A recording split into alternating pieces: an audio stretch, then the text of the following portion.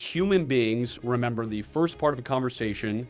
They usually forget the middle of a conversation, and they remember how you left them, how you basically sign off. So if you're trying to gather intelligence from somebody and you meet someone in a bar who you've specifically targeted to meet in the bar and you're picking their brain, you're not going to come right out and say, hey, do you work at the Russian office of XYZ where, I'm trying to steal information from? You're going to start shooting the bull. Like, hey, how's the weather? Just usual stuff like, hey, have you any kids? You married? Where do you live? Stuff that has no meaning whatsoever. Then what you do in the middle is you give to get. And when I say give to get, you give information to get in return. So, obviously trust your gut. That's the most important thing. There's that old story about the guy, the con man who sold the Eiffel Tower. He sold the Eiffel Tower twice because who in the right mind is going to have the guts to sell their Eiffel Tower? So, you just go up to this person and obviously you've planned it out, meaning you thought, okay, what is the reason I'm talking to this person? What information am I trying to extract from this person? What intelligence am I trying to get from them? Welcome to the Performance Initiative Podcast. Our goal is to provide you and ourselves with the tools to be the best versions of ourselves. We are your hosts, Dr. Grant Cooper and Dr. Zinovy Meyler.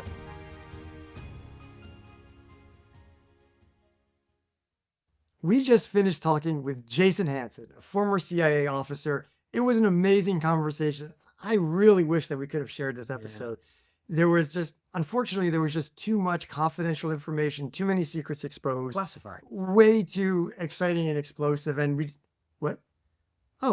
I'm just getting information in that we are going to be allowed to share this episode after all. And that's great news because Jason really taught us how to think like a spy. He gave us so many interesting and important answers. Like, what do you do if you find yourself in a car surrounded by angry, peaceful protesters? And we also find out are you safe in a 5-star all-inclusive hotel in Mexico? How do you keep your kids safe at summer camp or at college?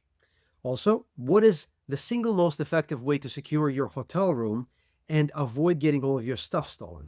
Jason is definitely the best person to talk to about these things. He's a former CIA officer and the New York Times best-selling author of Spy Secrets That Can Save Your Life.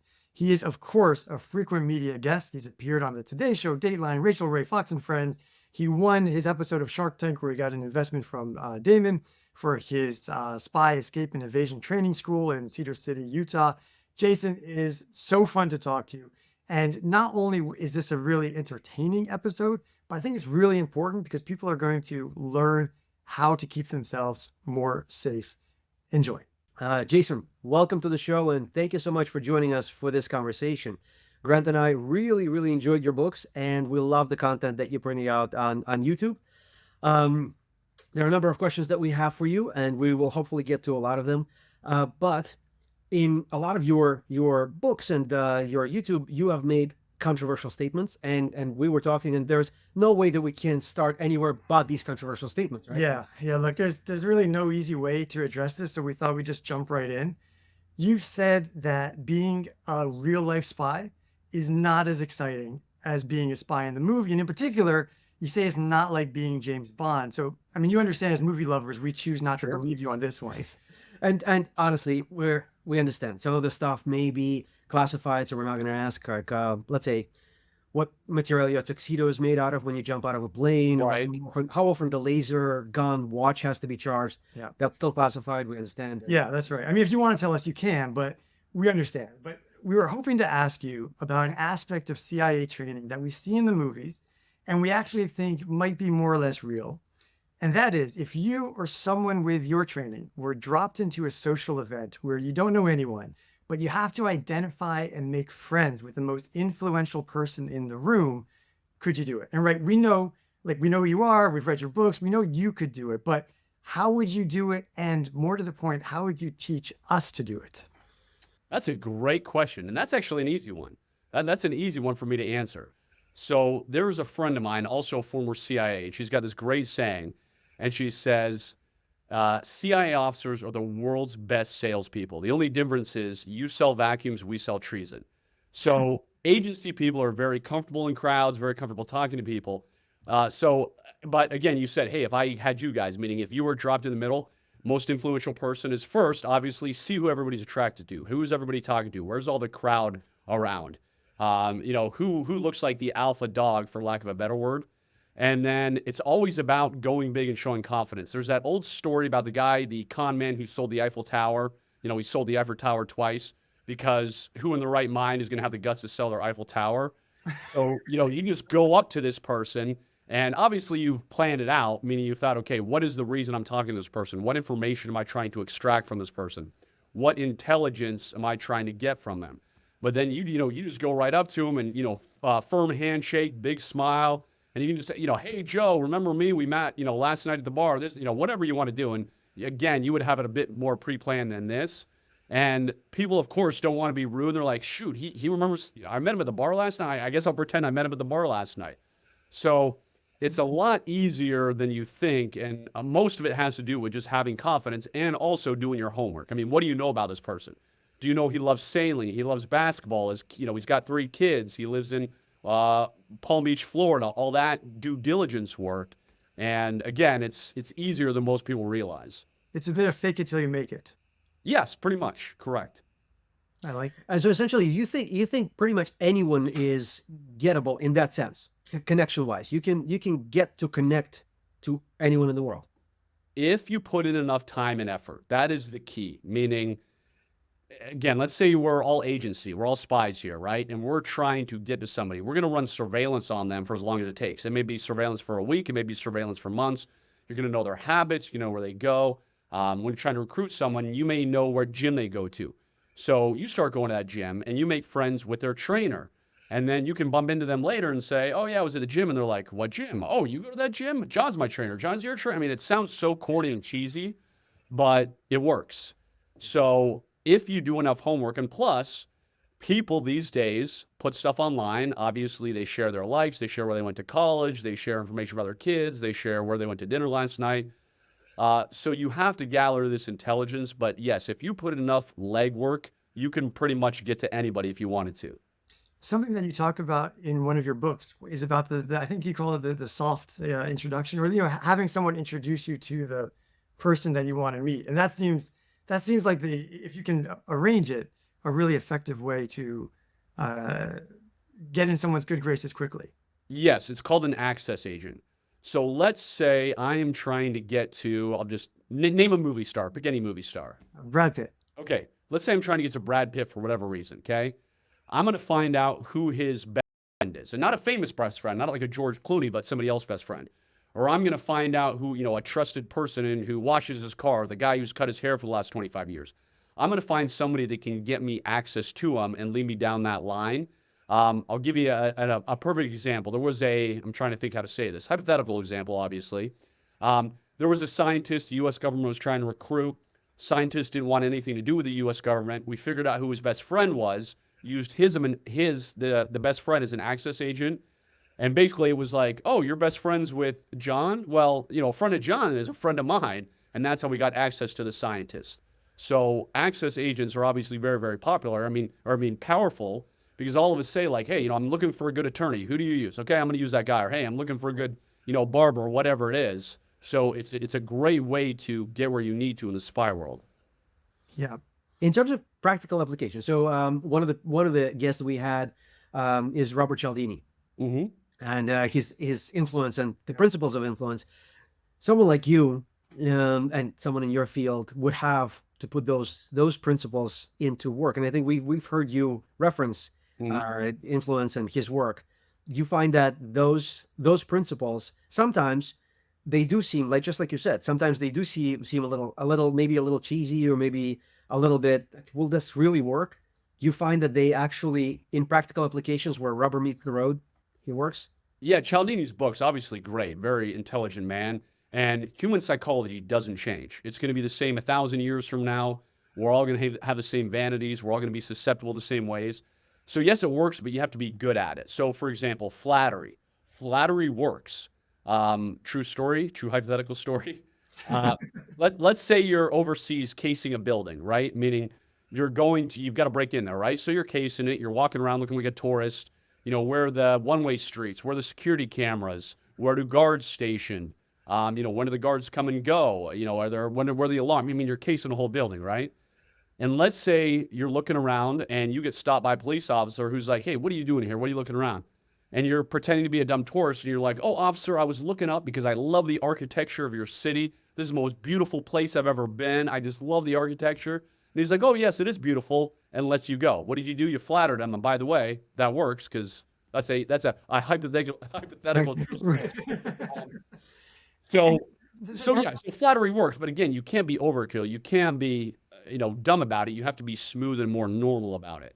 And that seems like a really clever way to use flattery, because you're not flattering the police officer, which might be obvious that you're trying to ingratiate yourself, but you're picking something that he identifies himself with, which is much less. It's much less obviously ingratiating, right? It seems like a bank shot, sort of. Right. I mean, one of the things I do is I train thousands of people. They're going all over the world for various reasons. Some are security professionals, some are high net worth individuals. And so one of the things I tell them is I teach them how to bribe the police the right way, because I have had to bribe the police overseas. And in many parts of this world, I mean, 20, $50, the equivalent of their currency, gets you out of a jam. So one time I'm overseas, somebody I'm with does something stupid, draws attention to us. And the way not to do it is to pull out a big wad of cash and be like, all right, officer, how do I get out of this, right? Clearly, even though they're corrupt, that's not the way to do it. The way to do it is first play the dumb American tourist, which I'm very good at. And you just say, oh my gosh, officer, I'm so sorry. I'm so sorry. I bet there's a fine to pay. How do I pay this fine? And in my instance, the officer said, oh, it's $50 and you hand it to me right now. Of course, as soon as you said this, I'm like, I say this in my head, you idiot. I would have given you every dime on my body. But I said, oh my gosh, $50, that's such a lot of money, but I understand. I made a mistake. I'm so sorry. Handed the guy $50. I was on my way.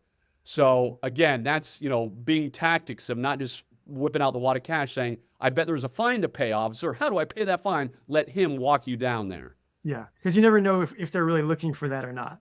Correct. And if there is a fine to pay, he just says, well, you're going to the courthouse on Monday, and then it doesn't look like I tried to bribe a police officer overseas. Yeah. Are there others of Cialdini's or anyone else's sort of influence techniques that you think work better than others? Well, I mean, the famous one is his copy one, where we're trying to get in line for the copy, where it's, get in line here because, just throwing the word because in there. Yeah. So I've used that before plenty of times. Like if you are on a tight deadline and you need to get somewhere and you just make up any excuse, I mean, try and make it sound like a normal excuse. But I've had several kidney stone surgeries, and even before I had them, I'd use that. I'd say, again, you have all kinds of lies like, hey, I've got kidney stone problems. Is it okay if I just cut in line real quick because I got to go to the bathroom? That kind of stuff. Right.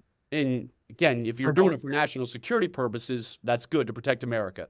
If you're doing that because you're just a scumbag who's trying to don't do that. Well, the craziest thing about the copier one is he says, I need to cut in line because I need to make copies. Yeah. And it works. And it works just because he has that because. Yeah. Yeah, something that I liked a lot from the book was the idea of the hourglass conversations. Mm-hmm. Could you talk about how that works and what situations you might use it in? Sure. So I'll tell you the spy situation, and then I'll tell you a normal situation. So an hourglass conversation is human beings remember the first part of a conversation. They usually forget the middle of a conversation, and they remember how you left them, how you basically sign off. So if you're trying to gather intelligence from somebody and you meet someone in a bar who you've specifically targeted to meet in the bar, and you're picking their brain, you're not going to come right out and say, hey, do you work at the Russian office of XYZ where, I'm trying to steal information from? You're going to start shooting the bull like, hey, how's the weather? Just usual stuff like, hey, have you any kids? You married? Where do you live? Stuff that has no meaning to whatsoever. Then what you do in the middle is you give to get. And when I say give to get, you give information to get in return. So I'd say, oh man, I hate my job at the tire shop in Timbuktu, Idaho. And he's like, oh yeah, I hate my job too in the Russian ministry of XYZ, blah, blah, blah, blah. Or, again, whatever you're trying to see if he has kids, so you can maybe use that. I've got 7 kids and it is so busy. He's like, oh yeah, I've got 4 kids myself. And I know. So you give to get information like that. And then you don't want to leave in that note asking a bunch of stuff. Then you transition out of that and say, hey, look what's on TV. The Super Bowl's coming up. Who are you rooting for in the Super Bowl? And they'll remember the last thing of, hey, that guy was a great conversation. And we talked about the Super Bowl and, he bought me some drinks and this and that. And he won't remember all that intelligence gathering in the middle. Now, you can use this obviously for dating. You don't want to come off as a weirdo and, just, hey, baby, you married? Hey, you've got to, you can shoot the bull and then segue into there. Or if you're trying to gather intelligence, again, in a non-illegal way from a competitor, you just say, hey, hey, John, blah, blah, blah. And then in the middle, try and say, hey, how's that new software you're working on coming? Without trying to be creepy and weird or too direct. So the hourglass conversation, again, most spy techniques are very easy to do. Obviously, it takes finesse and training, but yeah, hourglass, anybody can do it. It's so clever and interesting. And part of what I found so interesting about that is there's similar research when you think of like vacations. Apparently, when people are gauging their vacations, they think about the beginning and they think about the very end. And the middle becomes much less important in terms of how they rate their vacations at the end of it. And it made me think of the hour. If people they key in on beginning, end, and maybe any highlights, but everything else kind of gets washed. Yeah, absolutely. So as for that, similar, if you want to remember your vacation as being good, pack the day before you were leaving so that you're not rushing around and trying not to forget. Yeah. Well, and what you just said is 100% true. I mentioned earlier, I got 7 kids, right? Going on vacation is not the world's easiest thing. So when somebody says to me, hey, you're going to go on vacation, I'm like, ah, crap, we got to pack all these bags. We got to load the whole van. It takes us 10 years to get ready. And so I think of all that stuff. I'm like, no, let's just stay here. Let's not go right. Forget about all the fun stuff in the middle. Right. I guess the way around that is exactly what Zinovy was saying, right? Try to sandwich that hard stuff in, but with 3 kids alone, it's work. Just leaving the house isn't always so easy. Friends, we hope you're finding value in the content. If you're enjoying what you're watching, please consider hitting the like button, help us with our YouTube algorithm, consider subscribing to the channel, and turn on the notification button to stay up to date with everything going on in the channel. So regarding those skills, for someone like us, right? We're not at the farm. We're not doing these things. Do you recommend that you don't wait until the key moment, D-Day, if you will, when you have to meet that person? Do you practice those skills in a softer environments at Starbucks or wherever? So there was a movie many years ago called Spy Games. It had Robert Redford and Brad Pitt.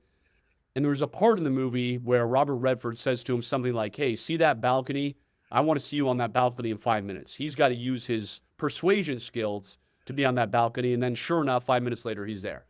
So I think just paying attention to your surroundings, paying attention to people and talking, meaning so many people are like hermits these days. Starbucks, for example, you can just first talk to the person behind the counter, right? And then there's people all around you. You could say, oh, hey, I see you reading Catcher in the Rye. That's one of my favorite books of all time or whatever. So there's nothing wrong with just getting out of your comfort zone and talking to people. I mean, all of us stand in line, whether we're in the grocery store, whether we're trying to get a table at a restaurant or whatever. You can turn around and just say hello to the person in line. I mean, so many people these days, for whatever reason, are so afraid, like, oh, I can't talk to that stranger. I can talk to that person. Do it because, well, it may save your life one day if you're in a jam, but it's not that hard to do.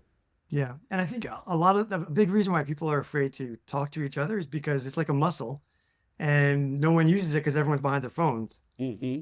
And by getting out of your comfort zone and doing it, like anything else, I imagine you build it up. There was something in the book that I really wanted to ask you about because it struck me as so clever, and I was wondering about an application of it, which is paying for things with cash when you're with other people. It struck me. So I think what you say is that it makes a bigger impression if you pay with cash. And so A, I was going to ask you, why is that? And B, would you do that also if you were in a situation where cash would be a little unusual, like at a restaurant where maybe you have got 5 people, the bill comes, it's several $100s. Would you, in that instance, would you also pay with cash, or because it breaks a norm, would you just use a card? So you just about a great thing, breaks a norm. One of the things is you've got to get over those norms. Society has brainwashed people into norms, right? And that is one of the things that far too many people like. And I'll just say, if somebody passes you on the street and says, hey, what do we say? We say, oh, hey, you don't have to say that. Meaning you don't have to do those things. When somebody, I lived in Baltimore City, Maryland. My wife is a lawyer. She went to law school there. Very dangerous city. So many people I knew were attacked, but never me, because if somebody was coming up to me, getting too close to him, we'd be like, step back, buddy. I'm not interested. I don't want it. And I'd say it politely the first time, not like you just said it now. I'd be like, oh, no, thank you, no, thank you. As they got closer, I'd start getting firm and say, get back. That's uncomfortable. That breaks norms. But I knew too many people who got punched in the face and had their cell phones stolen or got robbed. So don't let society brainwash you as far as it comes to norms. Now, when it comes to cash, So the SPY reason you use cash is so you don't have receipts. You don't have credit card receipts. So if you're overseas, pay cash, you're a restaurant, there's really no paper trail to it. So I still carry hundreds. I checked my wallet the other day. I have $800 in cash. Not because I'm going to spend it tomorrow or go out to an $800 dinner, but for emergencies and for paying cash. So I think it makes life easier. And yes, it's, again, getting out of debt, not racking up your credit card debt is a benefit. Sure. But sure, most of the time when I go out to dinner with people, I'm always paying. So it's just like, hey, don't worry about it. I got it. I can hand the waiter cash. Or I'll go up to him beforehand, and be like, hey, I'll give you $100 tip. If it's a nice meal, $100 tip, the kind of thing. So yeah, I'm just, again, old habits die hard, is I'm always carrying lots of cash. And it amazes me, even if you use credit card 99% of the time, at least have cash for those emergency situations. I had the impression that there was something else that you were getting at in the book, which was that it leaves more of an impression like, look, I'm paying for this. Like here's the actual, so if you are visceralness to it. Yeah, if you're doing it for recruiting reasons, meaning I am trying to, so going back to Cialdini's stuff, Yeah. I'm trying to use the law of reciprocity, right? Yes, that's what I was getting at. Yeah. If I'm trying to recruit somebody and I'm overseas, I'm paying cash every single time. I'm making a big deal about it. I'm orchestrating because I'm trying to manipulate that person to fill the law of reciprocity. Because if I've taken them out to thousands of dollars worth of dinners, if I bought him a new suit, if I did all this stuff because my company gives me a big stipend, that I can use, then yes, I want him to feel like he owes me. Now, when I'm doing it here in the States, I'm just doing it to be nice. I'm not looking for anybody to owe me. I don't care if anybody's ever going to reciprocate because that's not my intention whatsoever. But yes, if you are trying to make somebody feel indebted to you and you're trying to intentionally manipulate someone, it is a great, great thing to do. To do with cash as opposed to with cash. Yeah, because it makes a much more impact. Yeah. You're taking it out, you're throwing it down there. It's much more a production, for lack of a better word. Yeah. Yeah. And even in a restaurant where you're breaking a norm, but that's okay. Just get over that part. Mm-hmm. Yeah. Okay. Cool. You brought up Baltimore. You brought up dangerous city. So I don't know if you agree with this approach to safety, but some people describe it as kind of concentric circles, right? So sort of you think of yourself and your family, then expand to your house, then expand to your property if it's bigger than your house, et cetera, et cetera. So how do you recommend we think about our personal security? No, I think concentric circles are great. I mean, what's going on right around me right now, my immediate surroundings, where right now I'm in my office. So, okay, what's going on, again, in my immediate surroundings in my office? Then I can say, okay, what's going on around my office building? Obviously, there's other tenants in here. I'm not the only person in here.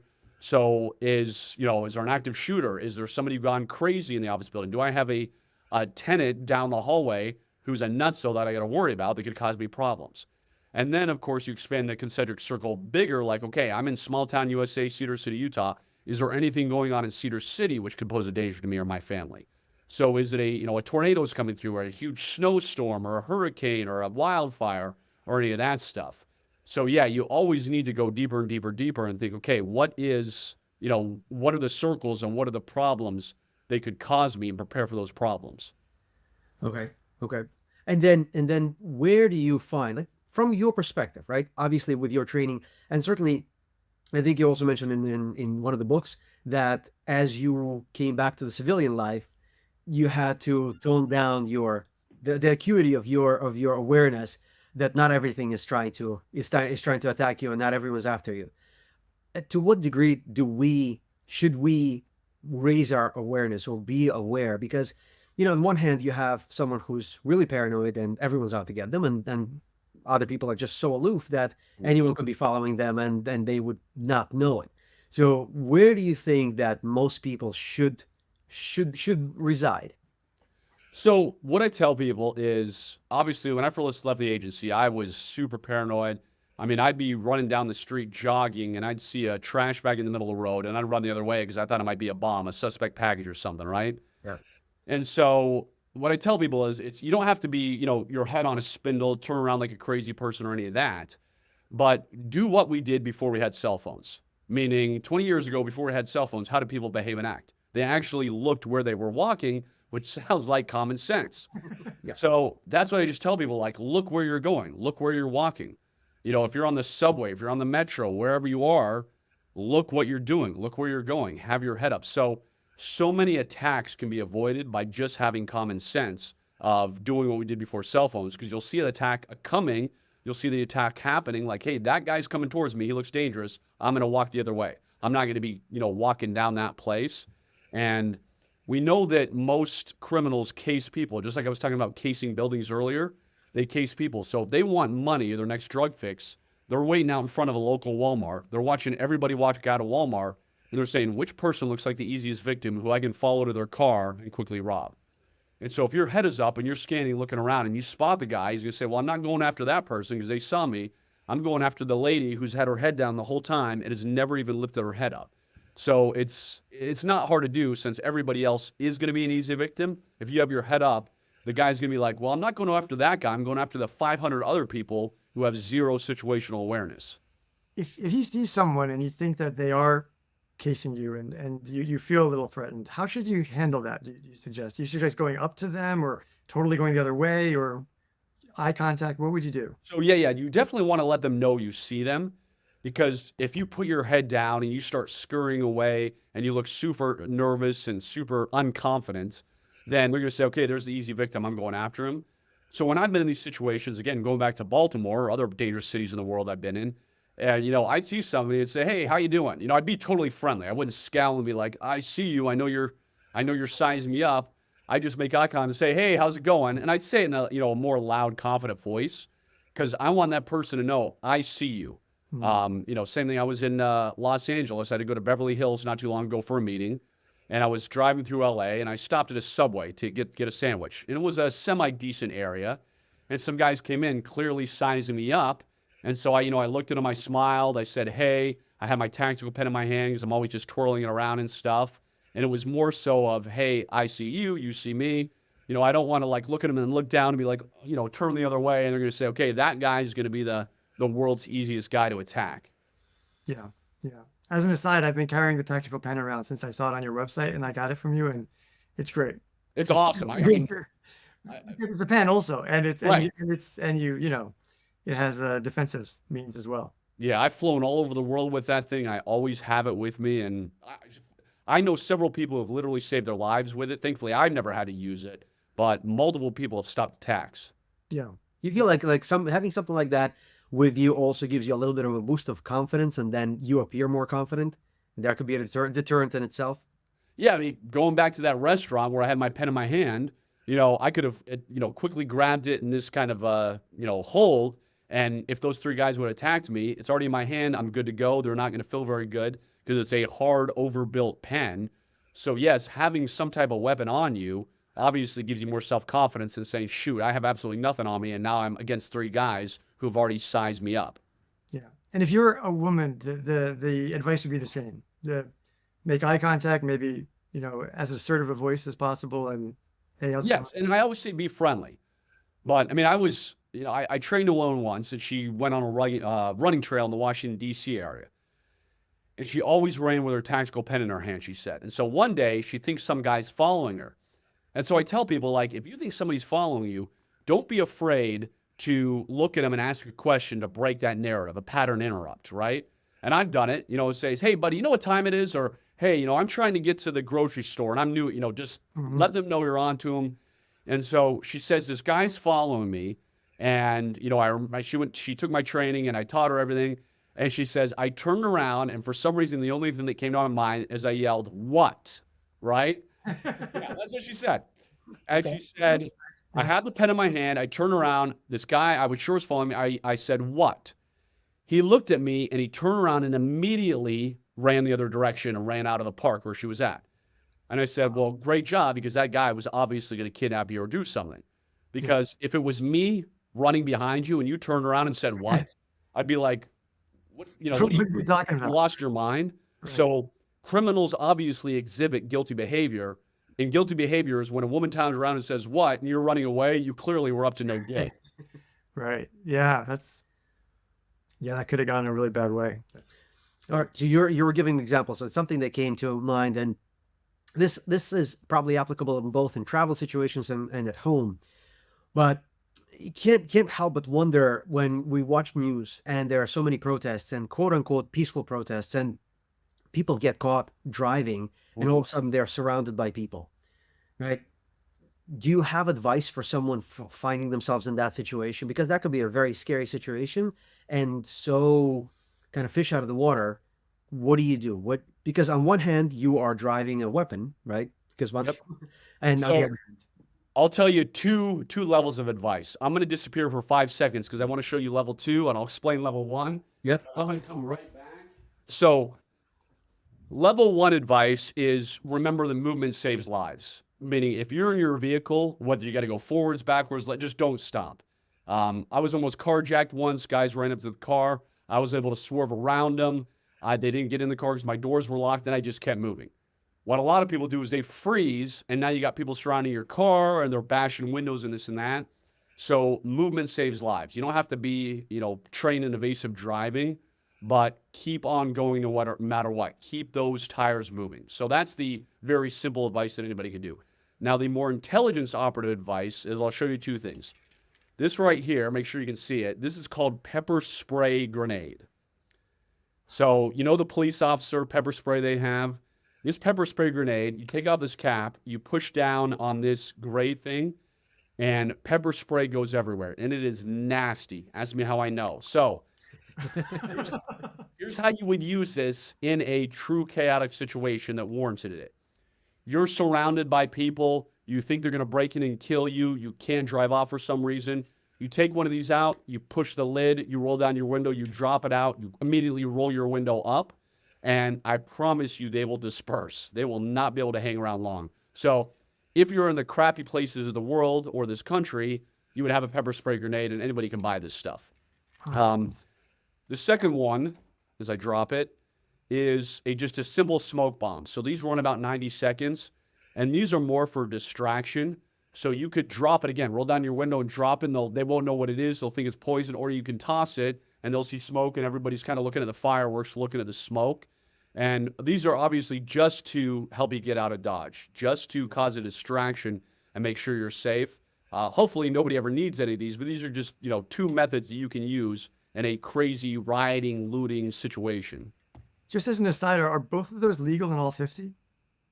That is a great, well, where I live in a free state. Yeah, you're in So I know it's legal where I live. And since it's just regular pepper spray, that's all this is. I imagine it is, but I'm no lawyer. So yeah, definitely check your laws because I only know where I live. I don't know all the other states. Yeah, we're in New Jersey over here, so It's definitely not legal.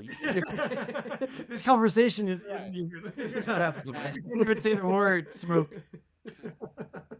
Just basically get out of the car, hand over the keys. Correct. And then you still may get in trouble because you didn't hand them the keys fast enough or something. That is true, unfortunately. Well, that's really interesting. So we had talked about that a little before, and I had wondered if how aggressively do you drive? But that's a much more less problematic thing to do than to run someone over. Right. And- But if you had to, if deadly force warranted, if they're trying to kill you, Yeah, then you do just what to let you you gotta do, know. but hopefully never end up in that situation. Right. right. Yeah. I mean, it's just out of curiosity, that grenade, does it start going off right away, the pepper spray? Yeah. It's this. When you push this, and you can probably see it, when you push this spray nozzle down, then it just starts spewing off the top. It starts spewing out. You gotta have it outside your window before you push that thing down. Right. Have it outside, push it, drop it, and drive away. Okay. And kind of silly question maybe, but if you have the air conditioning on and it's bringing the air in, is that going to get in? I would shut off the air. Shut off the air. Shut off the air. You're not having outside air. You're having it circulate around, and hopefully you're long gone because, we test all these. We've done some crazy videos on it. And a guy I know, he was like, Jason, I'm going to outlast you. And we have one of my trucks with our 320-acre Spy Ranch. And he says, I'm going to outlast you. I said, you realize who you're talking to? I will die in that car before I leave you. So a friend of ours, she drops one of these in the cab of one of my trucks. And 13 seconds was how long he lasted. And he bailed out. And of course, the moment he bailed out, I bailed out. Like, I was just waiting for him to go first. Great. But, man, we couldn't see anything. We were coughing, spitting. And, I couldn't open my eyes for 30 minutes kind of thing. So it's pretty nasty. Yeah, let's not do that as a challenge. Nope. Okay, we'll avoid that one. That's cool. So there's one curiosity that I've seen, and we kind of touched on with Grant. Some people, we're talking about scams in neighborhoods that people toss eggs at the windshield. And one piece of advice is don't turn your windshield wipers because you just make it worse. And now you're stopped. And that's exactly what they're. Are there specific things that you know to watch out for if you're driving and you just happen to be in not such a nice neighborhood at the bad hour of the day? So any distractions, what you say makes me think of when I was a kid and we would go to the, the 2 speed limit signs and we put wire across with cans and then people go through and drag the cans and everything. So we did that as kids growing up. Yeah. But what I tell people is anything can be used as a distraction. It might be an egg on the windshield. It may be somebody flipping you the bird that you get so mad you get out of the car because they're just randomly flipping you the bird. No matter what, don't stop because that's obviously what they want. So I realize we're all human. Like when somebody flips me the bird in traffic, of course it makes me angry. Of course I want to do something, but I don't. I swallow my pride. I let it go because it's not worth it. So, again, when I was driving through Baltimore City and I might be going through a bad neighborhood to get to a better area and I'd hear some pop in my tire, some weird thing. I'm not going to stop there, obviously, and get out and be like, oh, what's that? What did they leave out to make the sound of a pop of a tire kind of thing? I keep going until I'm safe. So you have to fight that human reaction because as soon as you hear something, you like hit the brakes and it's like, all right, I got to get out. I got to figure out what's going on. Like when somebody hits you in a car, you immediately stop. Well, that person who hit you in the car, look in your rearview mirror. They look like they just really tapped you to carjack you, or does it look like a legitimate person in a car accident? So you've got to think before you stop, before you leave your vehicle. Yeah. Yeah. Yeah. It made me think of the Seinfeld episode where George gets really upset because someone's flipping him the bird. Do you guys remember this? Yeah. And it turns out the guy's stuck in a cast the whole time. Oh, yes. Yeah. I remember that one. Yeah, no, I only in Trenton, which is not the best. Parts of Trenton are probably like Baltimore, and I was stuck behind someone who just wasn't moving as the red turned green, and I was gonna honk, not because I was mad, even just to get him to move. And I Sure. realized, Right. Yeah. that's a bad idea. I'll just wait, Mhm. and eventually we will move. Right. That's Exactly. perfect, Yeah, right? you don't know who you're honking at. Yeah, I mean, a story I've told many times is I was on vacation, pulled up to a gas station late at night after the wife and kids had been settled in the hotel. And as soon as I roll up to the gas station, there's a guy standing at the front of the convenience store.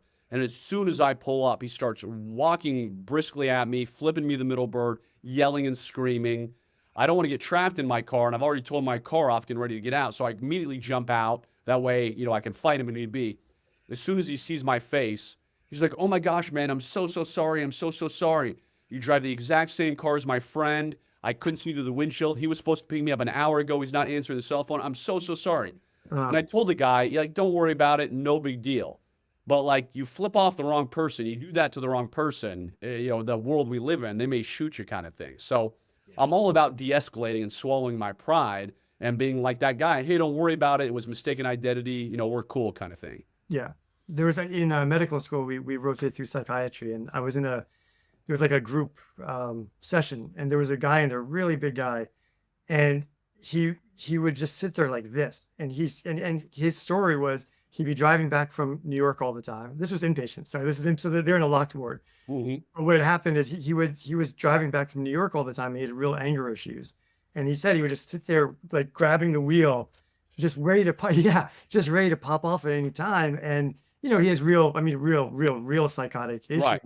But the reality was he was mixed in with everybody else, right? For 10 years or so, he was doing hard drugs and driving back and forth. And, he couldn't have even helped it, but he would have gone crazy if somebody had done anything. And Right. You never know who's behind that wheel and what their day's been going like. Yeah. All right. So sorry, we're going from we're kind of jumping just around. stories and then concepts, but I do have one particular question about something specific. You mentioned tactical pen and travel.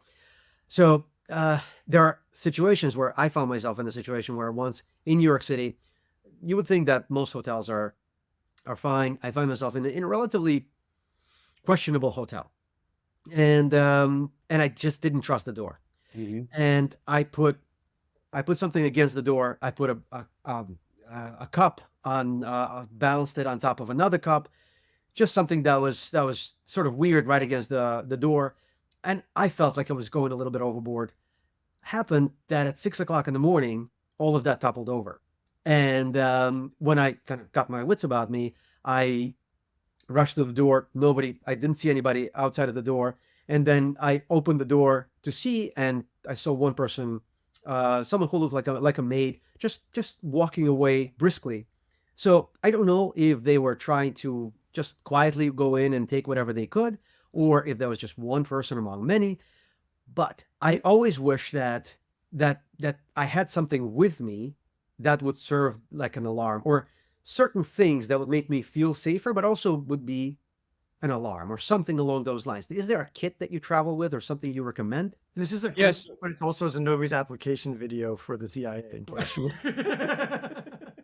Well, I mean, you did good. I mean, seriously, I applaud you. You don't know what that maid's intention was. Probably to rob you was the intention. Right.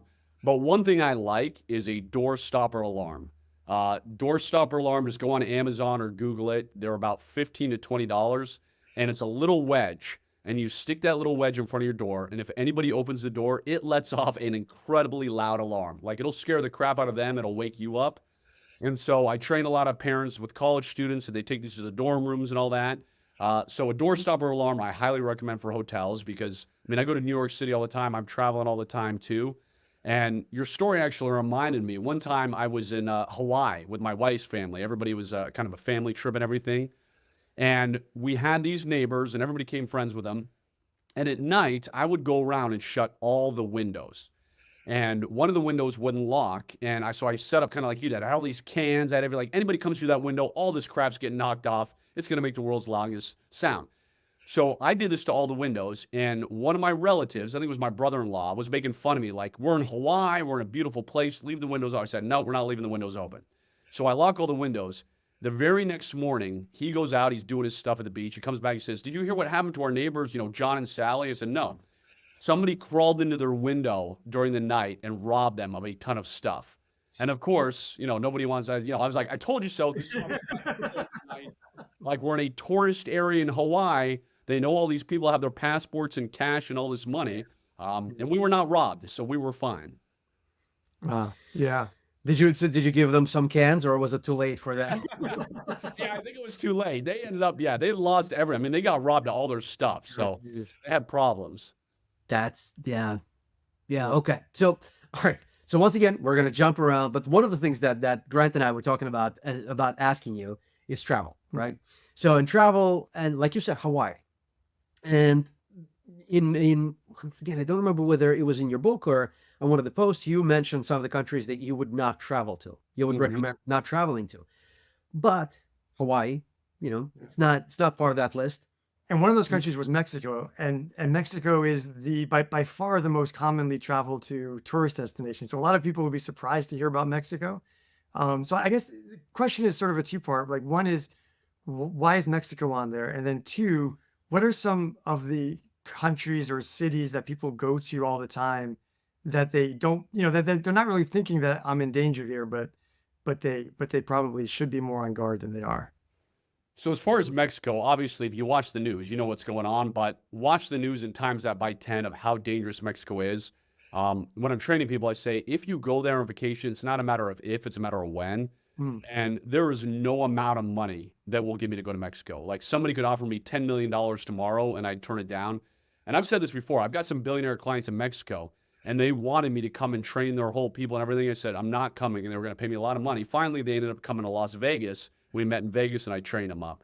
But it is just so dangerous. As soon as you step off a plane, as soon as you're an American, they hear your American accent, you have a target on your back, and it's not worth it. I mean, we have so many beautiful beaches in America. There are, so many beautiful beaches in this world that are not Mexico. It's just not worth the risk to reward ratio. Now, as far as other countries, of course, we all know the ones you shouldn't go to, meaning like, don't go to North Korea, don't go to Afghanistan, don't go to Iraq, all that kind of stuff. Right. I mean, it's really about using common sense. I mean, Barcelona, for example, safe, but it's a pickpocketing capital, over there. So if you're going to go in Barcelona, make sure you've got a travel wallet that hangs inside your pants. Have nothing on the outside of your pants because you're most likely to get pickpocketed, and they're very skilled in working two-man teams.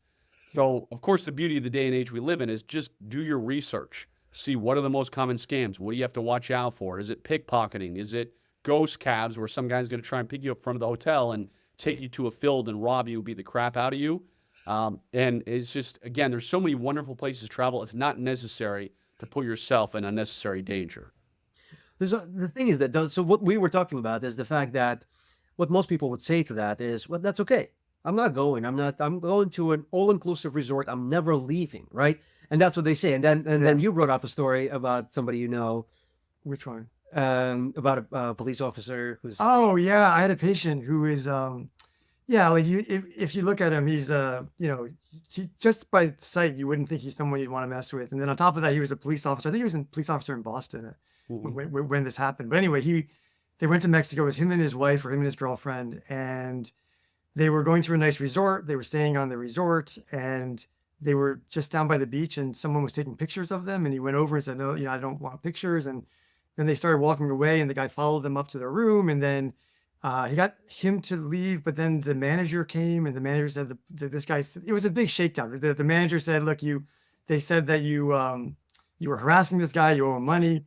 So he's like, "Oh, fine, here's some money," and he thought it was done. But then the police came back at night, and they said, "Look, we heard about this. You owe more money, or you can come down to the station." And the end of the story is that he got so scared of the whole situation that in the middle of the night, on like the second night or something of the vacation, he took his wife or girlfriend, I forget, and they went to the airport in the middle of the night and got out of the country. And the fact that someone like that could be so freaked out while staying on the resort, and I spent 2 summers in Mexico when I was in college in an orphanage in the middle of the country, and so I'm really comfortable in Mexico in general. But stories like that kind of have me thinking what you've been saying, which is just not worth it, even with the resorts. I think it was John Dillinger, the bank robber, and they said, "Hey, what did you rob banks? Because that's where the money is." So, all this stuff happens at these fancy resorts because that's where the money is. Now, they try and squash it all the time because they don't want to hear about all this horrible stuff happening at these fancy resorts to hurt tourism and everything. Yeah. But those shakedowns happen all the time because they think, hey, there's a rich American.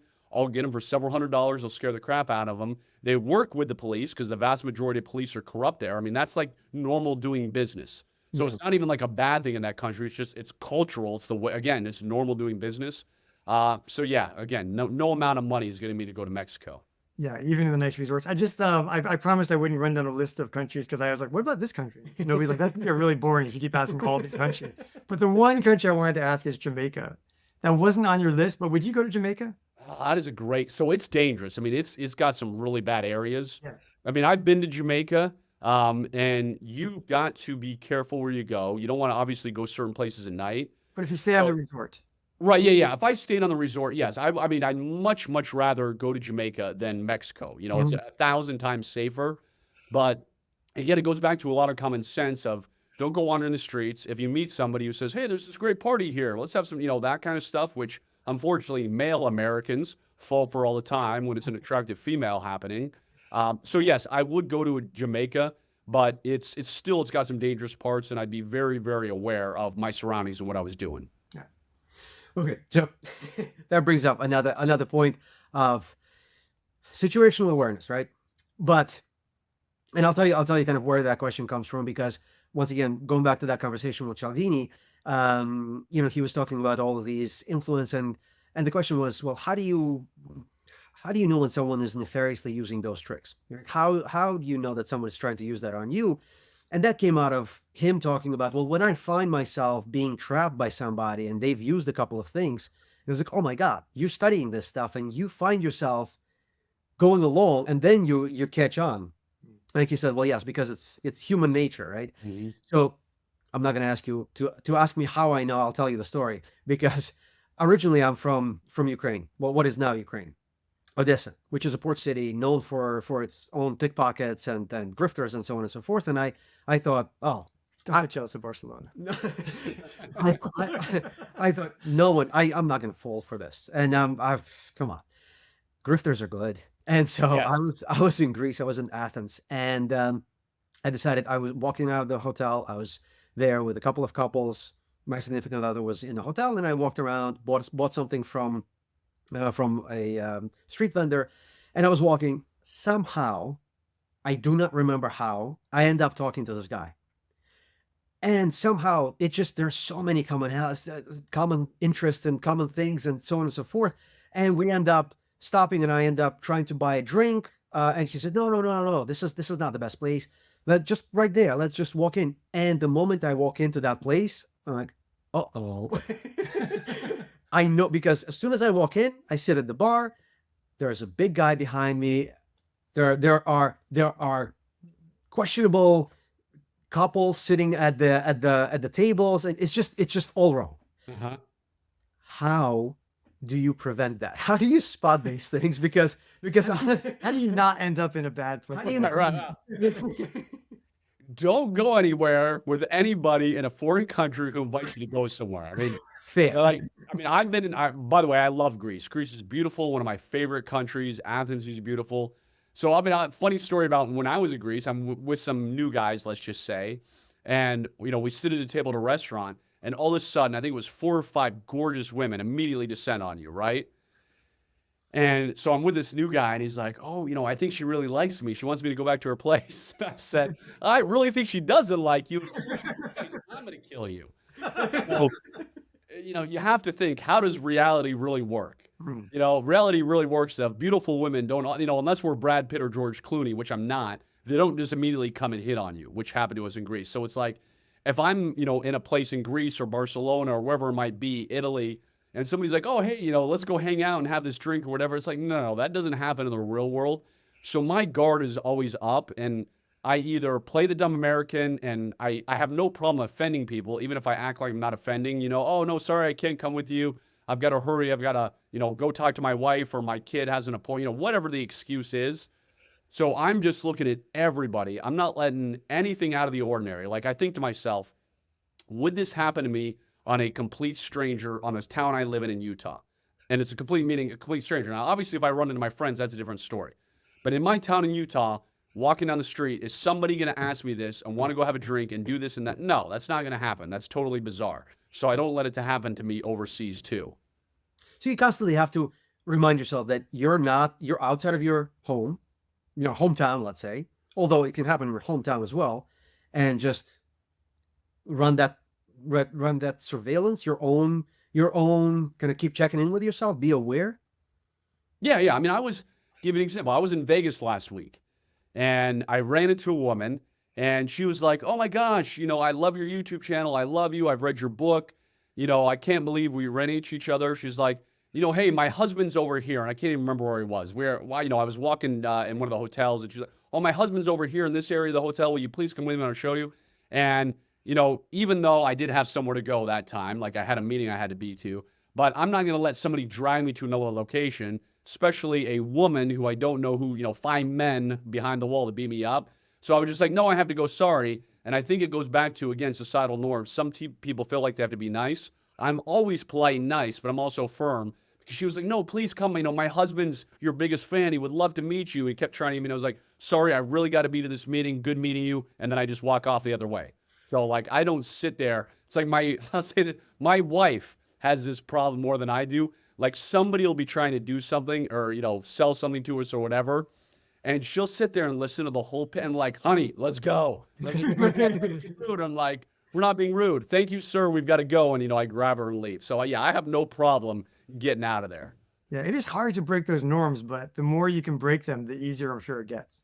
Yes. Yeah, it's just like you said, it's a muscle. Start exercising that muscle. Yeah, I do think it would be amazingly, like, you almost have to applaud the audacity if they know who you are and they still pick you as the mark. That would be like, I mean, you got to give it to them. Well, people think they're smart. They're like, I don't care who he is. I'm going to get it over on this guy. I'm going to prove that I'm smarter to him. So, yeah. And this could be, I mean, you go back to your training, right? Somebody was doing their research on you. Maybe this wasn't just an accidental bump in. Maybe this was, yeah, absolutely. You never know. Yeah. There was something I was hoping to circle back to as our oldest daughter is middle of high school. She'll be going to college one of these days. Do you have advice for parents with kids that are heading off to college or heading off to summer camp in terms of keeping them safe? Yeah, I mean, a lot of it is you have to do it in a non-scary, friendly way, non-boring way. So like when I do my kids' junior spy thing, I have a junior spy class, and I teach them how to escape duct tape, how to escape rope, stranger danger with a spy theme, but I make it fun, right? So, I just tell them, again, like, hey, listen, 99% of people are good in this world. 1% are scumbags and horrible, and you've got to watch out for it. So, that guy asking you to go here or, hey, drink this drink, and he's acting suspicious, always trust your gut. Of course, I tell them to use door stopper alarms. Like, hey, when you're in college in your dorm, put this door stopper alarm here. Make sure you have a tactical pen when you're walking around campus at night. And when I do a class, I have pizza boxes, and they stab the pizza boxes with a tactical pen to use it, and they think that's fun. So it's really about like hammering in the head over, and it's constant reminders too, not in a nagging way, but when I drop off my kids at school, I'll remind them, hey, be safe. Remember not to talk to strangers. And if somebody tries to do anything, scream loud and gouge their eye out. Like and I don't say gouge their eye out to my kids, but I tell them poke them in the eye or kick them in the crotch kind of thing. Yeah. And so it's more about constant reminders in a non-nagging way. I just remind them again, hey, do this. And, Yeah. hey, my kids I didn't have kids until after I left the CIA, so they're still young. But, hey, buddy, what do you do if somebody comes up to you and tries to grab you? And I let them punch me and put my hands up, so they punch my hands and, try and attack me. They think it's fun. So just reiterate over and over again. Are there apps or gadgets? Like I've seen, boy, I don't remember where, but I think there are some apps where or other devices that will like take a picture of of a person and send it somewhere and make a loud noise, like those kinds of things. Yes, I If can't remember what it's called, but yeah, there are those apps. do those work? Are those worth getting? Well, the problem is by the time you're playing with your phone, the guy may be on top of you and it's too late and everything. So it all goes back to first, you got to make sure you're safe, which is, again, kick him in the crotch, gouge their eyes, stab him with a tactical pen, get out of there, and then you can report it. You can give a description or whatever. But sitting there with your phone, like when you're looking down, like, oh, okay, I got to do this with my phone. I got to, whatever you're trying to do at the time. No, you've got to save yourself and then worry about dealing with an app or doing something. Okay. Good. Good. All right, another pivot, if you're okay with it. Yes. So, constant discussion with a friend of ours that I usually end up having is this balance of preparedness versus paranoia. Mhm. And so they live in Brooklyn, and I grew up in Brooklyn, and my take on this is that, especially in Brooklyn, in places like New York City, different boroughs, peaceful protests happen. We know from around the world, peaceful protests turn out peaceful very, very often.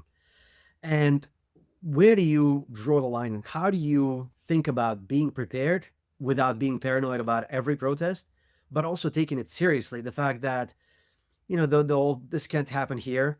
No, this is silly. Without letting that be, because, on the global scale, we all know about, I mean, I can tell you that my dad still has a friend in Ukraine, and before the invasion, we were talking to them. What are your plans? What are you doing? That won't happen. Come on, it's just the news. That's just not going to happen. 1939, Poland. No, Nazis are never going to go in, and so on and so forth. And one thing we learn about history is that we don't learn from history. And so how do you find that balance so that you're aware, you're prepared, but you're not paranoid? So what I tell people is I don't walk around every day like some paranoid crazy guy. I just keep my head up. Again, I just look around where I'm going. And so what I tell people is I think about, okay, what is the worst? And of course, I hope it never happens. So if I'm in New York City on business, I'm walking down the street and I see somebody walking towards me and my spidey senses go up. I think, okay, what if this guy grabs me? And, I think what I'm going to do, well, obviously I'm going to strike him back. I'm going to fight him off. So it's just imagining it could happen, even though we pray it never will happen. So the big problem is people bury their head in their sand and they never even think about the scenario. So I'll give you a perfect example. I obviously plan for home invasions. I have 2 guns on my nightstand. They are in rapid access safes because my kids are young, so all my kids are locked up, right?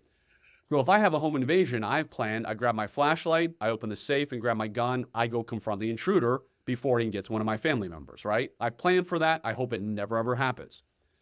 One of my wife's best friends is Canadian. She hates guns. She hates violence. She's like, oh, I never hurt anybody. I never do anything, and will not even plan for a home invasion. Well, guess what?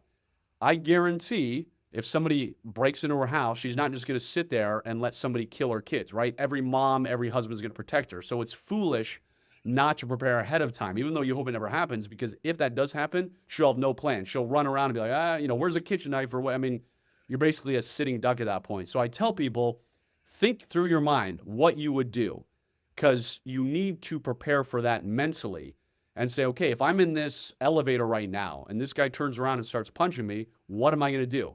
Well, I'm going to kick him in the crotch, or I'm going to punch him back, or whatever. If you think of those scenarios, at least you prepare for it mentally, versus the vast majority of this world who, again, are just sitting ducks. Yeah. I feel like that, there's only so much mental energy that people have. And I think that for a lot of people, a lot of us, I'll say, it takes energy to think of those things at first because we're not used to it, right? It's not a habit. But if you can make it, just like building a muscle of breaking norms, if you can make that a habit, then I was telling Zinovy, I lived in Israel when I was young. I was like 7 in the early 80s. And I remember coming back. We were there for like 6 or 7 months. We came back and I remember sitting in a restaurant. And I remember all of a sudden realizing, oh, I don't have to sit with my back to the wall anymore. But because in Israel it was so ingrained, you didn't have to think about it. And I think similarly, if you run those mental processes over and over again, where, okay, I'm in the elevator, my first thing will be to hit the guy in the chin, or, just like, oh, I'm going to run this way. Then that will become more automatic is what I would imagine. And then people can not have to expend so much energy. Yeah, I mean, I virtually expend zero energy. I mean, when I'm walking around, like you said, it is automatic. Like if I'll see something, I'll just think, oh, what happens if that guy does that? I'm going to do that. And it takes 2 seconds. So it's not like it's a long thought out, exhausting process. Or when I walk in a restaurant, I'm like, okay, here's an exit here, here's an exit there, kind of thing. I mean, I just quickly identify 2 exits in case something happens. And same thing, takes less than 5 seconds. So these days, I know everybody's thinking, oh my gosh, he's so paranoid. I'm really not. I'm just going about my daily routine, and most of it is automatic, so it doesn't suck out my energy. Yeah.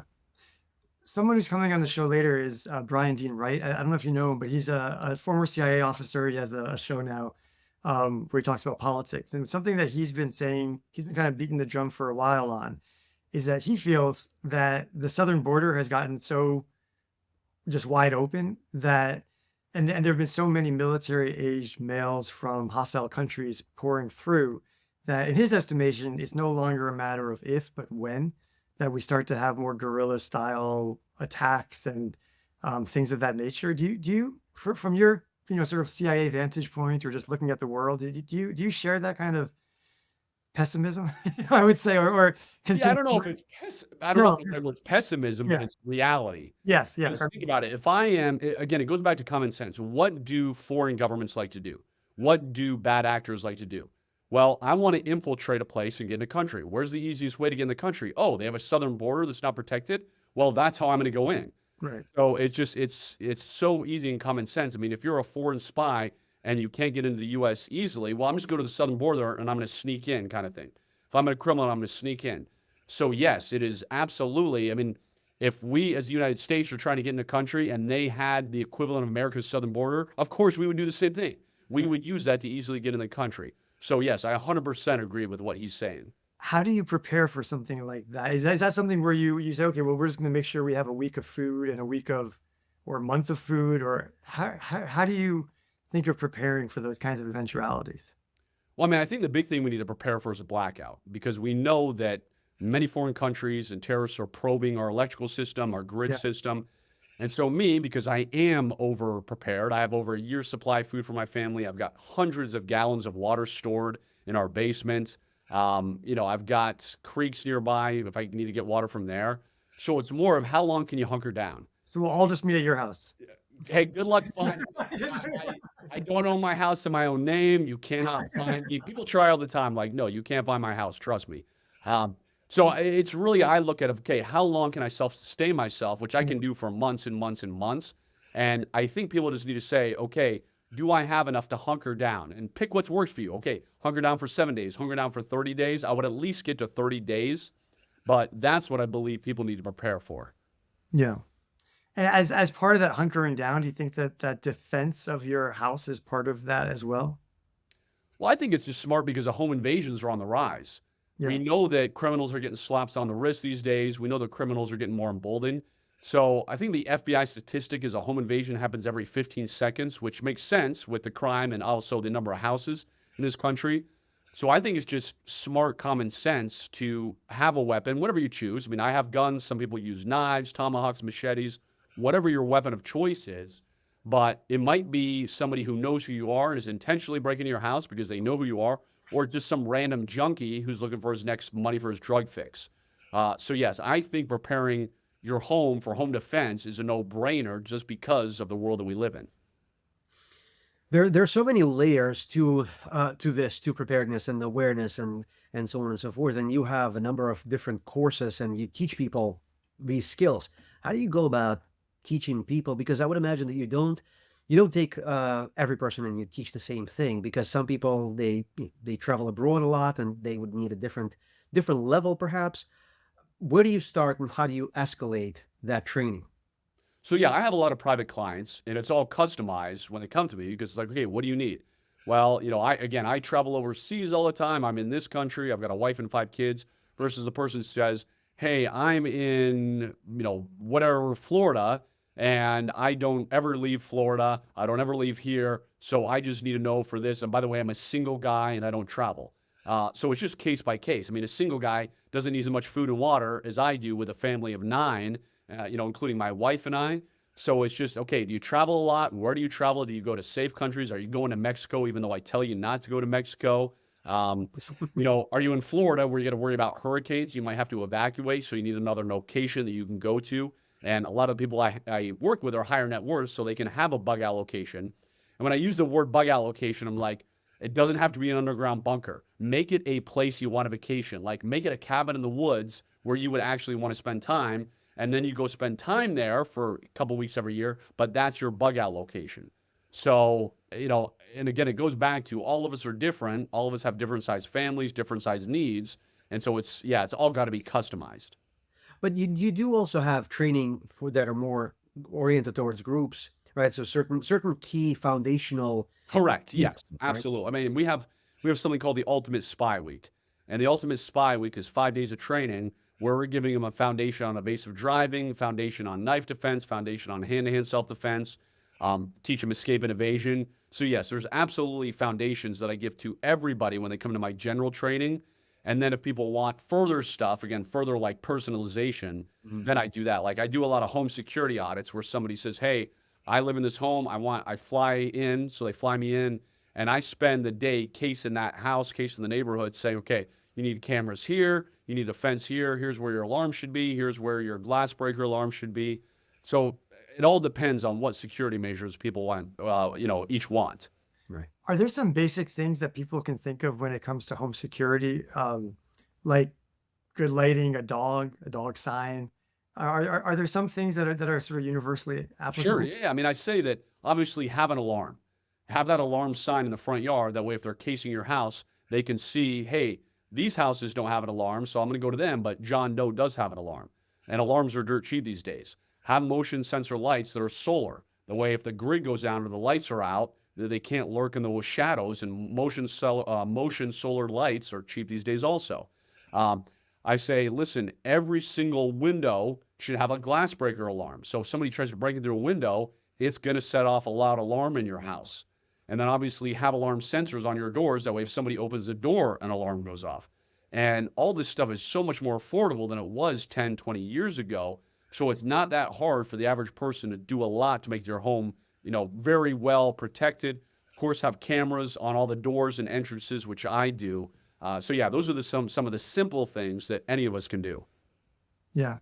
In terms of does it help at all to leave like your lights on, your radio on? I remember years ago listening to a radio show where they were talking to someone who used to break in for a living, and he said one of the things that would really get him to run away was if you came up to a house and you heard either a television or a radio, he would just go on to the next one.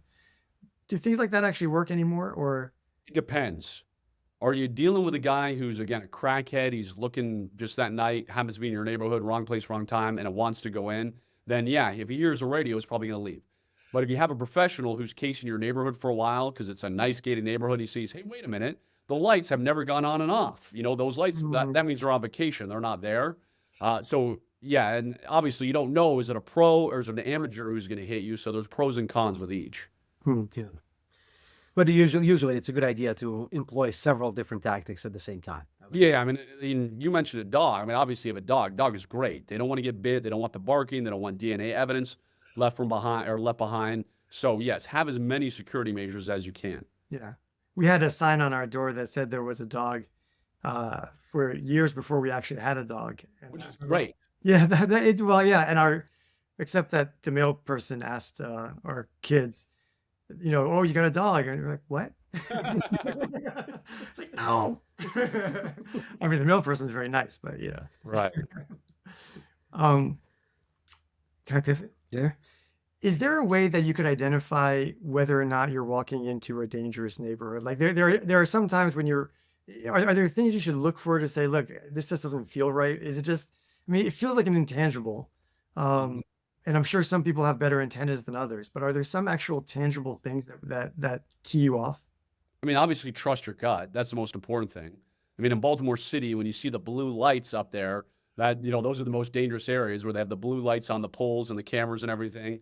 Wow. Clearly, how well do the people take care of their house? Is it trashy? Is it dirty? Is there stuff all over the lawn? Does it look run down? What are the characters walking around? Does it look like there's a lot of homeless people walking around? A lot of people who are, basically not, have nowhere to go type of thing. So a lot of it, again, if we know as human beings what seems like, okay, this is a good, safe neighborhood, or hey, this is run down, and it looks like that guy is injecting a needle on himself. Sort of common sense, socioeconomic. Right. Yeah. Around. If you get out of the wrong subway stop and you or just off the wrong bus stop or whatever, and you find yourself in the wrong kind of neighborhood, are there better ways to handle that than others? How should you present yourself, or what should you do in those situations? Act like you belong. Walk confidently, make eye contact. The stuff I said, if you see somebody casing you, like, don't look like an easy victim. Don't, shake and walk with your head down, making it look like, oh, this guy's going to be easy pickings. Mhm. And then be polite, treat everybody well, and obviously get out of there as soon as you can. Okay. That's very, very Yeah. reasonable. Listen, we have a ton more questions, Well, but we could this, but you've been great. Huh? Thank you so much. Yeah, this has been really fantastic. I've learned a lot. So Good. Yeah. Thanks for having me on, guys. we really appreciate it. You've been really generous with your time, and we look forward to seeing all the stuff you're gonna keep putting out. before we let you go, where do people find you? Sure. Probably just go to spybriefinggear.com. If they go to that website, they can contact me. They can see the training and, a bunch of other stuff. Fantastic. And we'll have all the links up there also. Yep. All right, Jason. Thank you so much. We really appreciate it. Thank you. You're welcome. Have a good one, guys. Friends, thank you for your attention. We hope you've enjoyed the conversation. If you find value, please remember to hit the like button to help us with our YouTube algorithm. Consider subscribing to the channel and turn on the notifications so you can stay up to date with everything going on with the channel. And please leave us a comment. Let us know what you thought about the show and also what you'd like to hear about in the future.